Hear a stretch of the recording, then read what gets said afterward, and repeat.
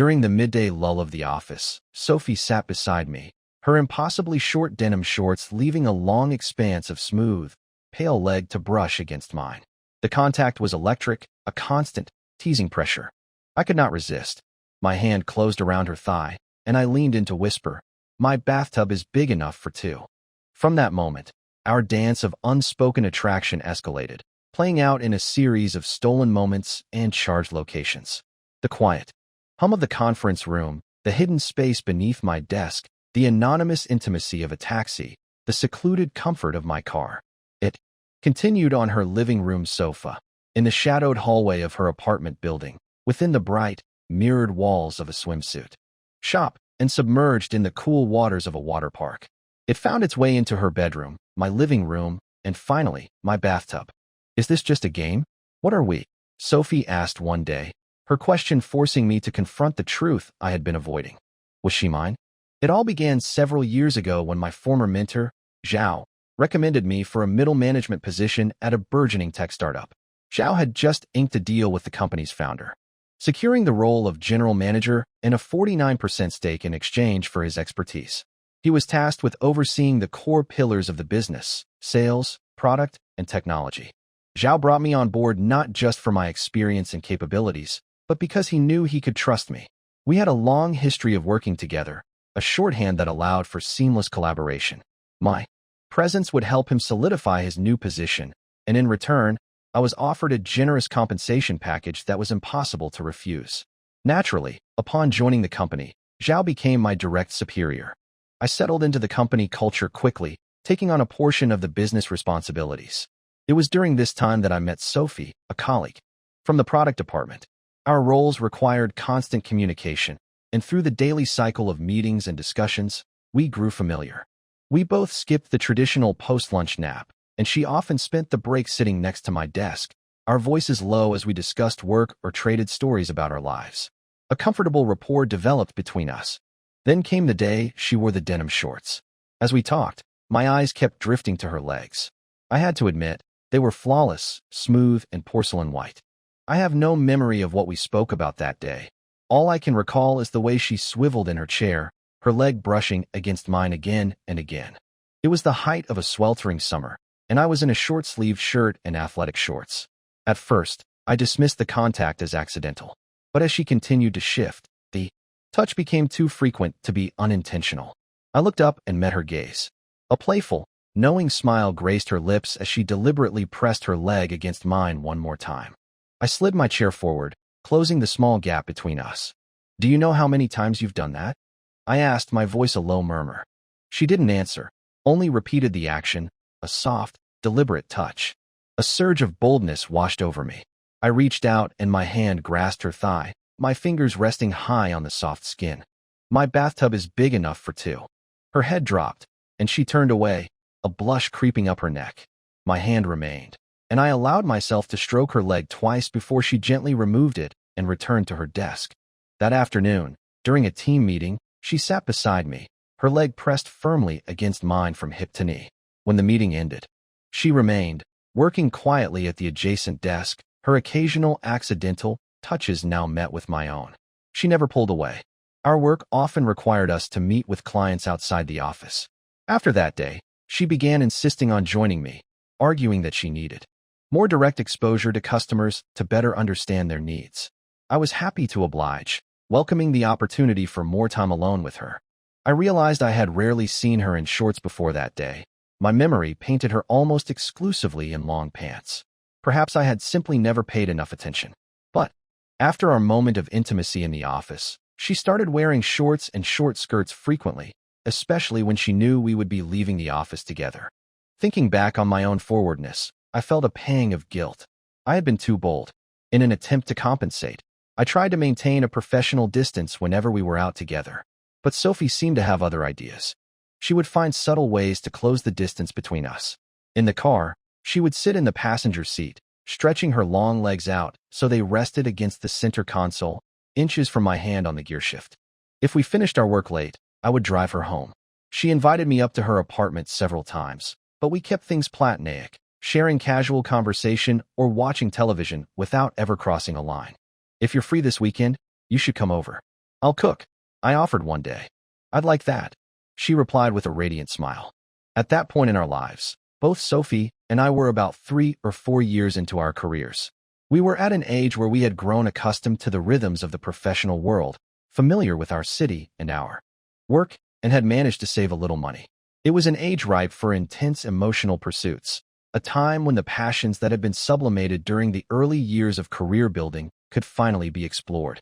I held a belief then, perhaps born from past experiences, that the true beauty of a relationship lies in the delicate process of its formation, not in the certainty that comes after a label is applied. The budding of affection should be slow, the ambiguity long, the journey savored. Mutual attraction should be a slow burn, the rhythm of the flirtation controlled by both, creating a tapestry of moments to be remembered later. On the last workday before the Dragon Boat Festival weekend, she spent the entire afternoon working beside me. As people began packing up for the holiday, a colleague noticed her proximity to me. "Sophie," the colleague said with a sly grin, "you've been dressing quite boldly lately. Is happiness on the horizon?" She waggled her eyebrows suggestively. "What happiness? It's hot. Can't a girl wear less?" Sophie retorted, "You're hardly ever at your own desk anymore." The colleague pressed, her head tilting toward me. "I know what kind of happiness I'm talking about. And you have a boyfriend, don't you? You'd better be careful." Sophie understood her meaning perfectly. "What's there to be afraid of? He's in another city. We're both single, legally speaking. This is just normal, perfectly legal interaction." She rolled her eyes at the colleague, and they both burst into laughter. I pretended to be absorbed in the document on my screen, though they were so close I could hear every word.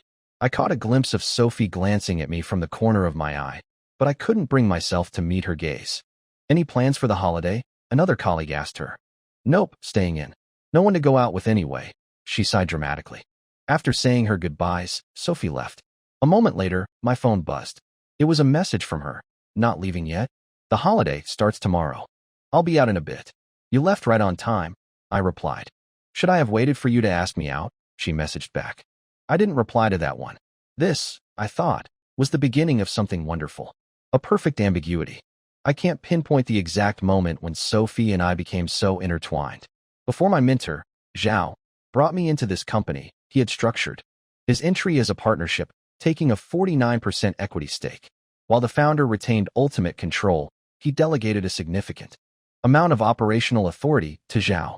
This relationship granted me, by extension, a considerable degree of influence. During my first week as Zhao introduced me to each team, he would always cede the floor to me at the end, allowing me to outline my plans and get a feel for the company. It was during one of these introductions that I properly met Sophie.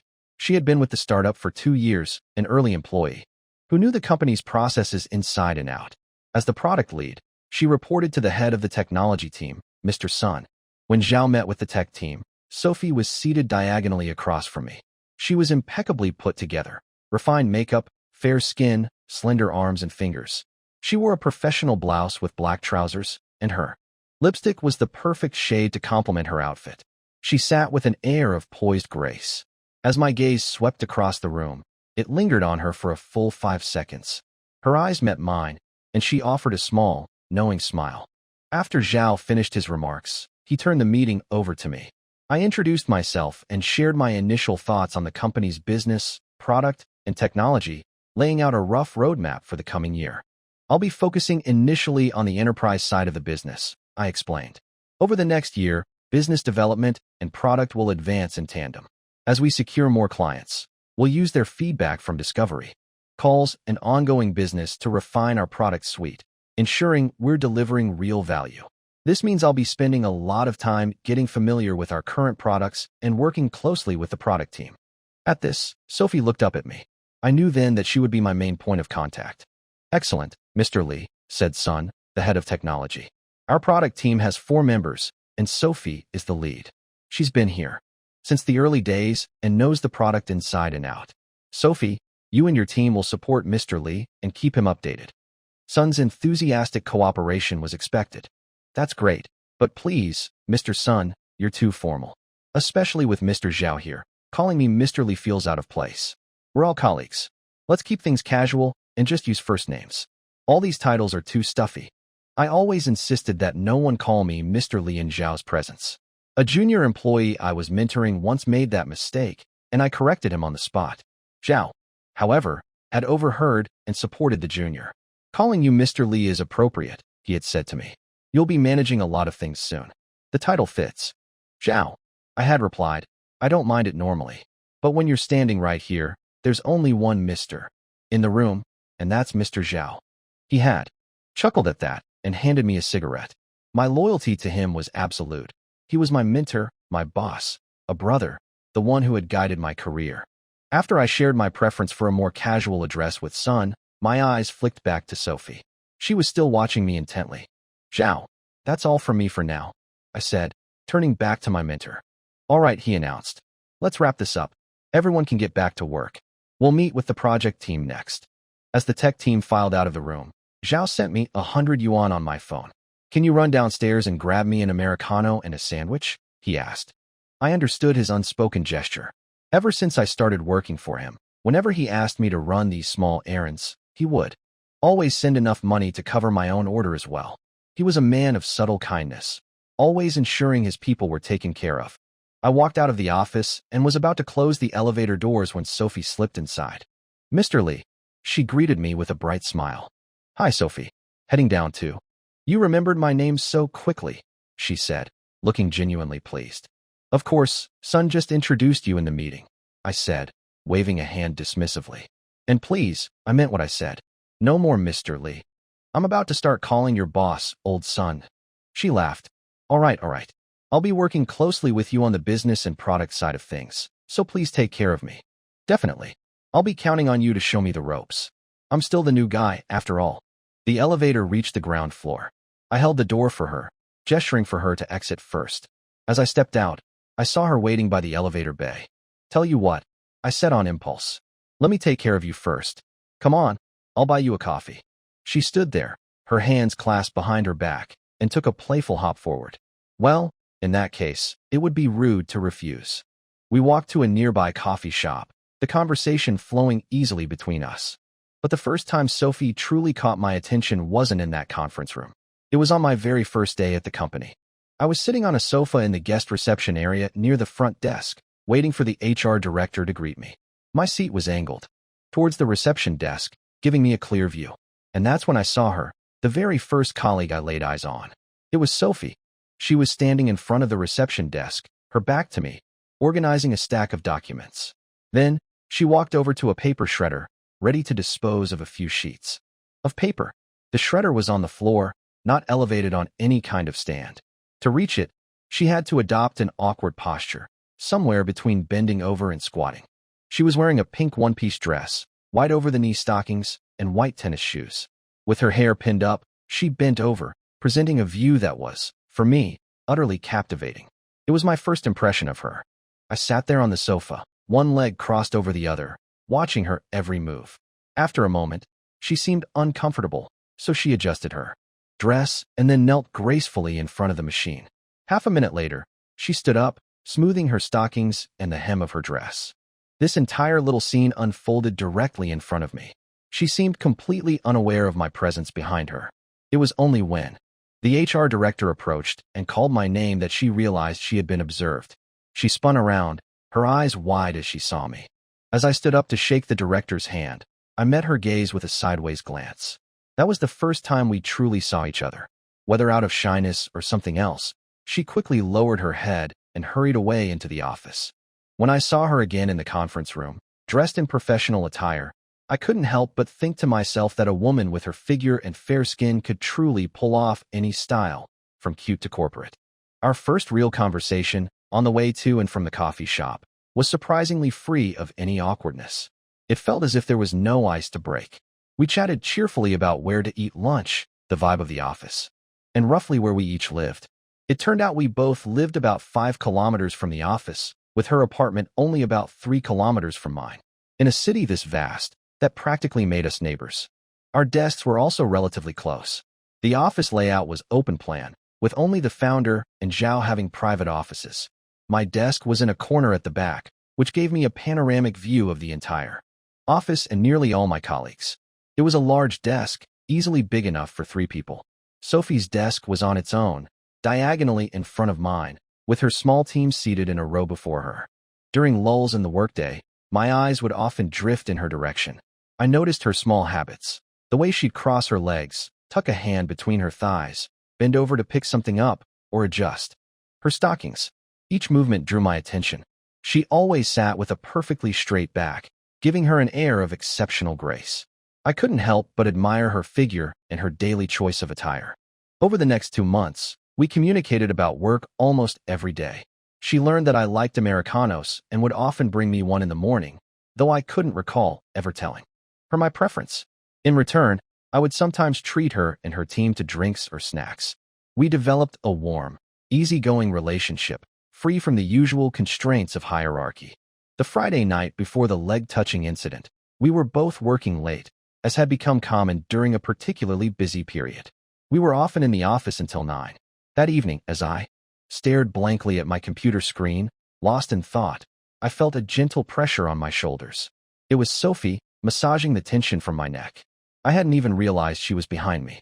"Take a break, boss. Your eyes are going to fall into that screen," she said softly, her fingers working skillfully. I swiveled my chair to the right to face her. "When did I become your boss? I'm not the one signing your paychecks." She dropped her hands from my shoulders and moved to my side, perching lightly on the edge of my desk. "You're always traveling with Zhao," she said with a smile. "If you put in a good word for me, maybe I'll get a bigger raise at my semi-annual review. So, the plan is to call me boss to soften me up, hoping I'll sing your praises so you get a raise?" I asked, adopting a serious tone. She let out a burst of laughter. I leaned back in my chair and crossed my legs, looking up at her. "I can definitely praise you to the big boss, but you have to keep me satisfied." The truth was, I already was her boss in a practical sense.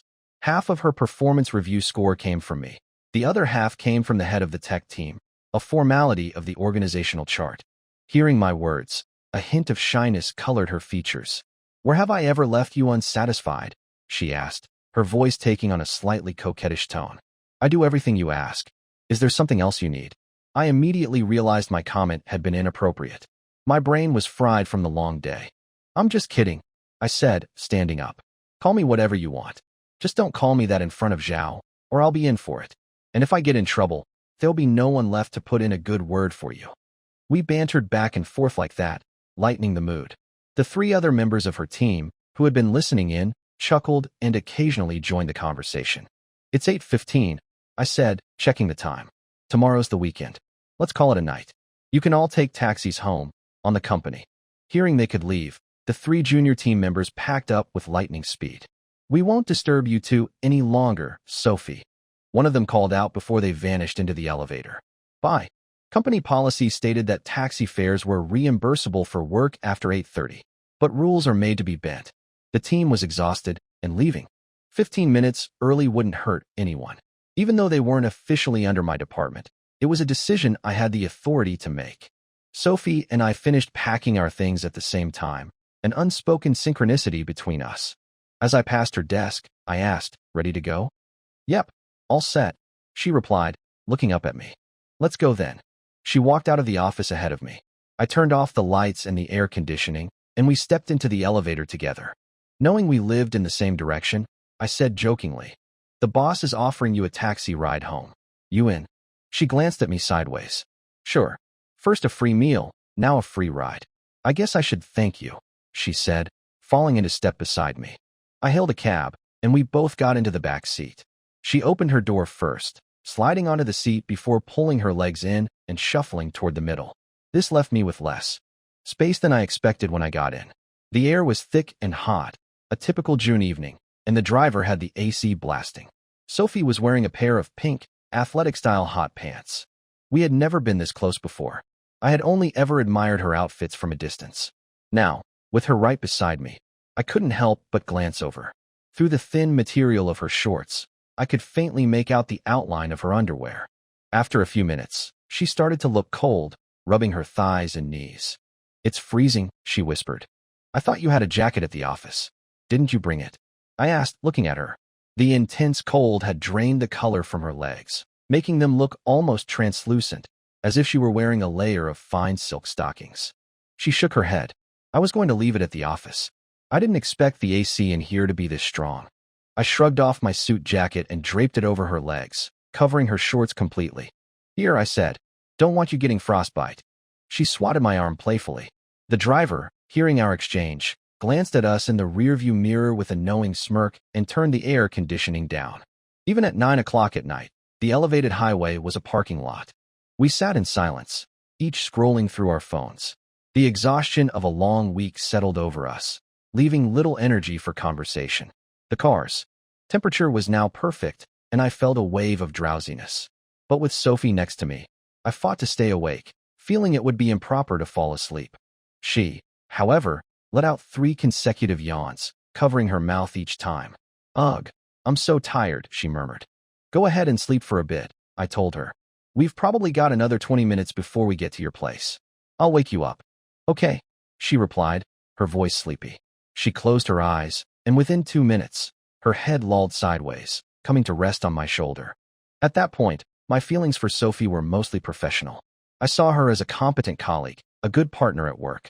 I admired her in a detached, aesthetic way, but I didn't think there was anything more to it. Yet, I couldn't shake the feeling that ever since I had joined the company, she had been subtly moving closer to me. I told myself I was imagining things, but recent events were starting to prove my instincts right. Her head was nestled against my shoulder. I turned slightly to look at her. The image was like a close-up shot from a romance drama. The perfect profile, the curve of her cheek, the long lashes resting on her skin, her nose, her lips still tinged with color, her chin, neck, and collarbone. Her skin looked flawless, even at this proximity. In that moment, everything felt strangely perfect. The faint, sweet scent of her perfume filled the small space between us. I didn't move, letting her sleep. When we were 2 minutes from her apartment complex, I gently woke her. We're almost there, I said softly.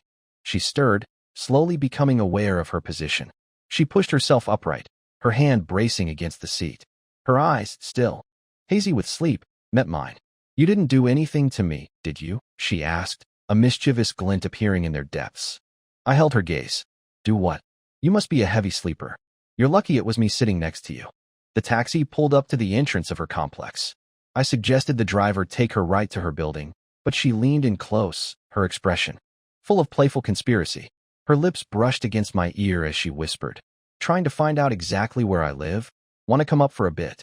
I could only manage a look of exasperated fondness. I opened my door and stepped out to let her pass.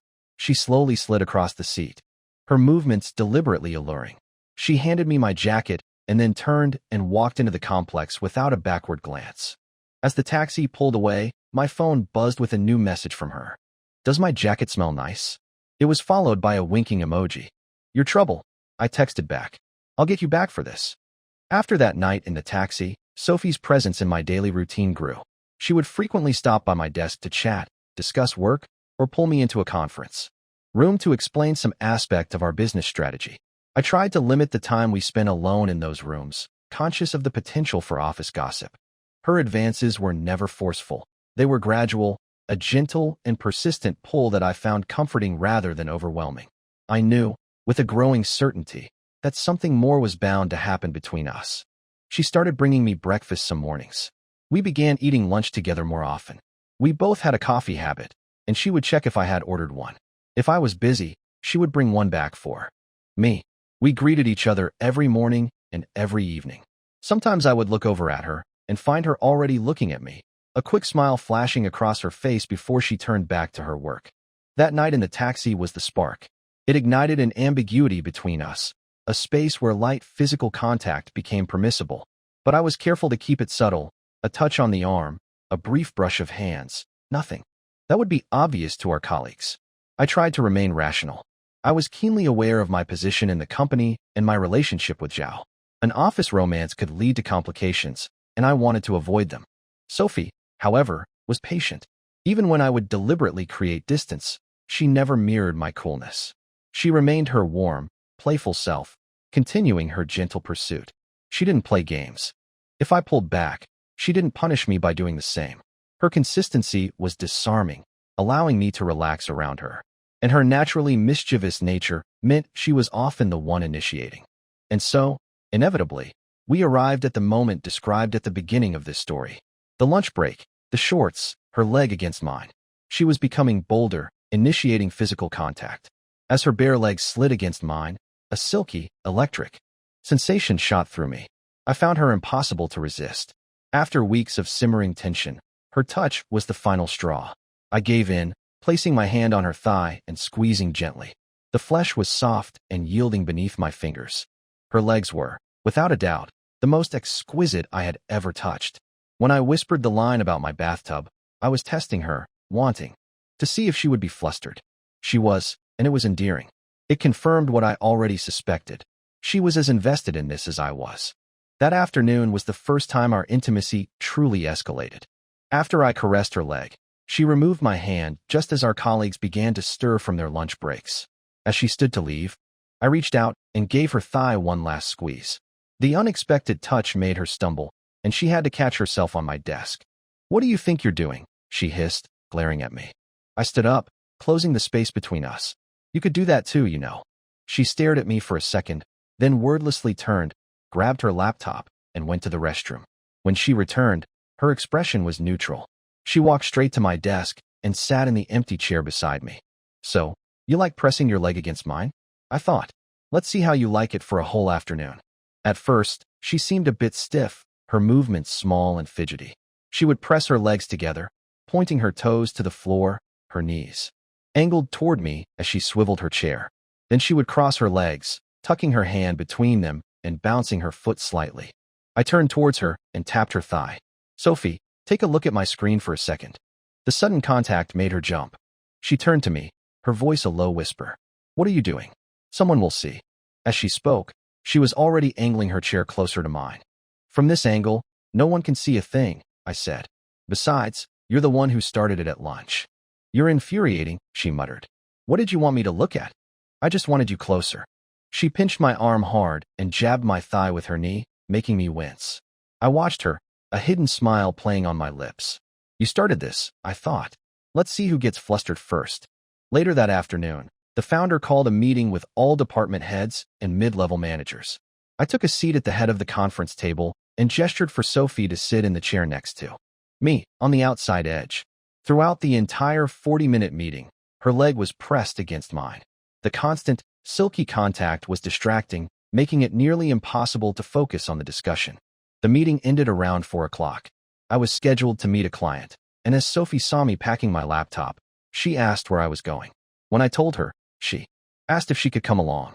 I looked into her eager eyes, my mind still replaying the feeling of her leg against mine, and found that I wanted her to come. "All right, get your things. I need to stop by Zhao's office first." A look of pure delight spread across her face. She hurried back to her desk to pack. When I came out of Zhao's office, I walked over to her. She was giving instructions to her team. "I'm heading out with Leo," she said, assuming an air of authority. "I won't be back today. Get your weekly reports submitted before you leave, and send me the Phase 2 prototype and PRD for review on time." Then she turned to me, and we left together.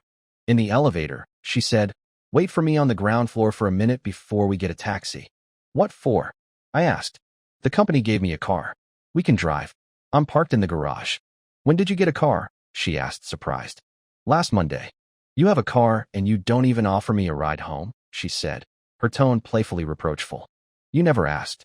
Am I supposed to read your mind?" I retorted. The elevator doors opened on the ground floor. She repeated that she needed a minute. I reminded her our meeting was at 5.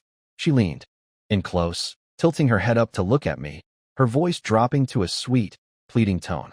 "It'll be quick, Leo. Please wait for me." The sound of it sent a shiver through me. I agreed, telling her I'd pull the car around to the front entrance. She nodded with a smile and disappeared in the direction of the restrooms. I parked by the main entrance, exchanging a nod with the security guard. Nearly 10 minutes later, Sophie emerged. It was immediately clear what had taken her so long. She had touched up her makeup, reapplied a playful shade of lipstick that suited her perfectly, and fixed her hair.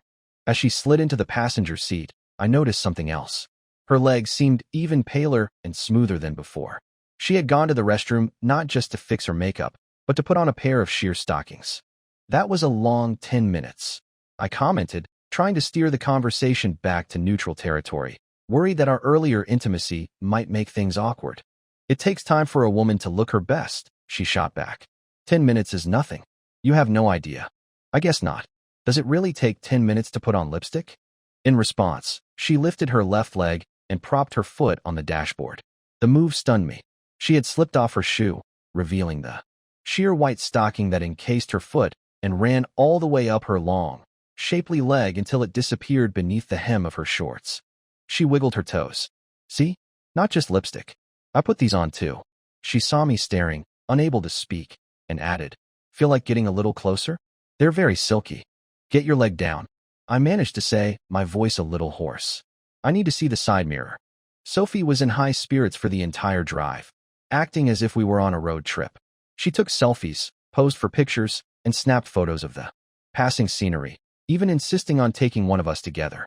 It took nearly 40 minutes to reach our destination, but we arrived just before 5. We were 30 minutes into waiting at the coffee shop when my phone buzzed. It was the client. Leo, my apologies. My boss pulled us into a last-minute meeting. Can we reschedule for next week? Let's go, I said, standing up. Is the client here? Sophie asked, grabbing her barely touched drink. Something came up. They're not coming. We can head back, I said, lighting a cigarette as we walked outside. What? You mean we came all this way for nothing? She pouted. I was looking forward to seeing how you handle these meetings. The client is king, I said, taking a quick drag. If they have a meeting, we reschedule. He said next week. I'll bring you along then, too. We got back in the car. It was now 5:45 p.m., and the navigation app showed a sea of red traffic lines. Friday evening rush hour, I sighed, connecting my phone to the car's Bluetooth and putting on some music. It'll take over an hour to get back to the office. Then let's not go back, Sophie said, turning to me with that pleading look again. It's Friday, Leo. Let's just call it a week. I had already been planning to head straight home. Hearing her suggestion solidified it. I set the navigation for her address. The drive was quiet but comfortable. We listened to the music, watching the evening cityscape roll by. Sophie alternated between her phone and the window, and I occasionally caught her looking at me. A new thought surfaced in my mind. She's so lovely. How did I not see this before? On the way, Zhao called to check in. After I updated him, he asked if Sophie was with me and then spoke to her briefly about a product timeline. Before hanging up, his final instruction to me was, make sure you get the young lady home safely. I looked at the ended call on my screen, then at the smug expression on Sophie's face. See, she said, pointing a finger at me. Even our Mr. Zhao knows you need to make sure a girl gets home safe. And what do I get from you? Orders, demands, and teasing. I was momentarily speechless. When have I ever teased you? I asked, glancing over at her. Eyes on the road, she commanded. Getting me home in one piece is an order from your boss. As we pulled up to her apartment complex, she pointed. You can drive right in. It's the second to last building. You're so eager to get a ride to your door that you're just giving away your address, huh? I said, turning into the complex. When we stopped in front of her building, she got out and then leaned back in, resting her arms on the open door frame. Tomorrow's a day off, and you don't have any plans, right, Leo? Why don't you come up? I'll make us hot pot. Are you serious? I was surprised, not by the invitation itself, but by how quickly it had come. My mind flashed back to the events of the afternoon. Park over there, she said, pointing to a nearby spot before closing the door. I rolled down the passenger window. We'll need to buy groceries for hot pot. Get in. Already taken care of, she said with a sly smile. I had them delivered a little while ago. I rolled up the window and pulled into the spot. She planned this, I thought. She ordered the groceries ahead of time. The invitation to come up suddenly felt loaded with intention. Her building was in an older complex from the 90s, the kind with 6-story walk-ups and no elevators. She lived on the 5th floor. As I followed her up the stairs, I found myself in an awkward position. My eyes were level with her backside, and her shorts were so short that with each step she took, they rode up, offering tantalizing glimpses. My body reacted instantly and embarrassingly. I deliberately slowed my pace, creating distance between us, hoping the physical response would subside before we reached her apartment. Her home was not large, but it was cozy and warmly decorated. When she first started at the company, her parents had helped her find and renovate the place. They often visited, helping her with cooking and cleaning. Make yourself comfortable, she said, handing me some fruit and a drink before disappearing into her bedroom. I'm just going to change. The bedroom door was slightly ajar. I could see it was decorated in shades of pink, complete with a princess-style canopy bed. I caught a fleeting glimpse of her peeling off her stockings, my view limited to her calves and feet. I swallowed hard and forced myself to look away. A few moments later, she emerged wearing a thin, pink silk nightdress. She gathered her hair and pinned it up as she walked towards me. "Okay, I'm going to get the ingredients ready in the kitchen," she announced. "Let me help," I said, getting up to join her. Through the kitchen window, I could see the streetlights begin to glow as evening settled over the city. It was Friday night, the best time of the week for any office worker. We prepared the food together, laughing and talking, the easy chemistry between us smoothing over any potential awkwardness. As Sophie leaned over the table to plug in the hot pot, the hem of her short nightdress rode up, revealing the edge of her panties. She seemed completely unconcerned, at ease in her own home. "Want some wine?" she asked, producing a bottle of red. "I still have to drive," I reminded her. "You can get a rideshare. It's Friday, let's celebrate. You don't live far.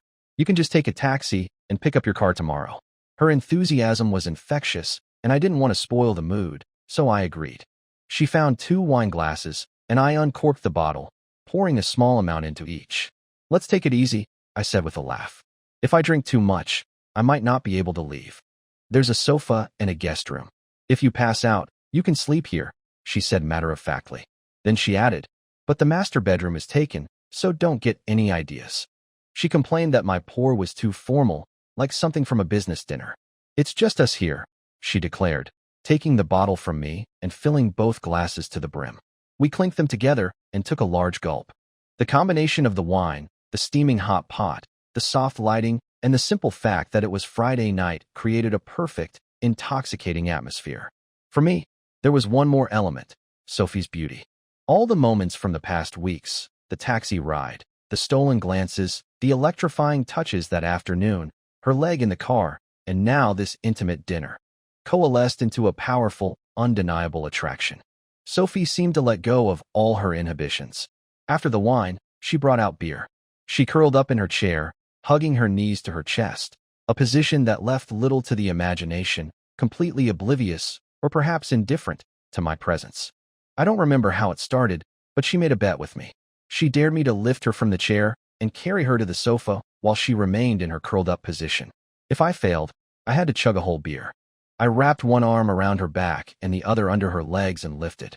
She immediately started to slide, so I shifted my lower hand to support her from underneath. The move elicited a small, surprised gasp from her. My hand felt something. I quickly carried her the rest of the way and placed her on the sofa. Unsteady from the alcohol, I lost my balance and tumbled down with her. I caught myself with my hands, hovering over her as she lay beneath me, still in a daze from the sudden movement. All the weeks of her playful advances, all the pent-up tension, rushed to the surface. I lowered my head, my voice soft.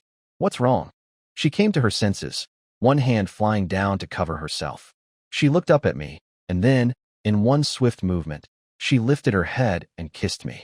It was quick, but unmistakable. I hadn't expected it to happen like that. After the kiss, she lay back down and closed her eyes. I slowly lowered myself, my face close to hers. 1,000 rationalizations for taking things further flashed through my mind. She's made it clear she wants this. The alcohol is making everything feel right. After everything that happened today, this is the natural next step. We don't have work tomorrow. I leaned down and placed a gentle kiss on her cheek. Then, I stood up and walked to the door. "Sophie, get some rest." "I'm going home," I said. "I'll come by in the morning to help you clean up. And then, let's take a drive to Crescent Moon Island." She remained silent, her eyes closed. I took her lack of protest as acceptance, opened the door, and left. Downstairs, I sat in my car and smoked a cigarette, letting the cool air from the vents calm my racing pulse. The next morning, I was up early. The alcohol hadn't left me with a hangover. Instead, I felt remarkably clear-headed. I wondered if Sophie was awake. I picked up my phone to message her, then put it down. I took a quick shower, packed a bag for a day trip, and put on some workout clothes. The memory of last night's near miss was still fresh, and I decided against taking a taxi. A good run would help clear my head. So I jogged to her apartment, working up a sweat. I found her building and went upstairs. She opened the door at my knock, smiling as she wished me good morning. "You're all sweaty. Is it that hot out already?" she asked, handing me a fragrant towel. "I ran here," I explained. "Just getting some exercise." She chuckled. "A morning run, huh?" She was already dressed for the day in a black blouse and a black pleated skirt that ended mid-thigh. She also wore a pair of two-tone stockings, white from the foot to her mid-thigh, and black from there up. I walked into the living room and saw that all traces of last night's hot pot dinner had vanished. "You cleaned everything up already?" I asked, feeling a little guilty. "My mom did it this morning," she replied. "Your mom? She's here." The news hit me like a bucket of cold water. Sophie had never mentioned her mother being in town. Not anymore. "She and my dad went out for the day," she explained while packing a bag. "I told them I was going to Crescent Moon Island, so they left early." "When did they get here?" I asked, a wave of retroactive panic washing over me as I pictured them walking in on us last night. "They showed up not long after you left. They'd been calling me, but my phone was on silent." She walked over to me and leaned forward, her hands on her knees, looking up at me impishly. "We were a little drunk, and I fell asleep right here on the sofa. When I didn't answer, my mom started to worry what I might be up to." I broke out in a cold sweat. If I hadn't controlled myself, her parents would have walked in on an unforgettable scene. "Hey, bring a swimsuit," I said, changing the subject. "There's a new water park on the island we should check out." "I don't have one," she said, blinking at me. "I guess you'll just have to buy one for me when we get there." We loaded our things into the car, and at 8 in the morning, our trip began. It was our first time spending a whole day together. Like this, and with the foundation of our recent intimacy, it felt undeniably like a date. Yet, neither of us used the word. We drove for an hour to the island, and my first stop was a swimwear store. Sophie tried on one suit after another, calling me over to the fitting room to give my opinion on each one. Her figure was stunning, and every swimsuit looked sensational on her. At one point, a guy walking past with his girlfriend stared so openly that his girlfriend had to slap his arm to get his attention. Sophie just covered her mouth and laughed.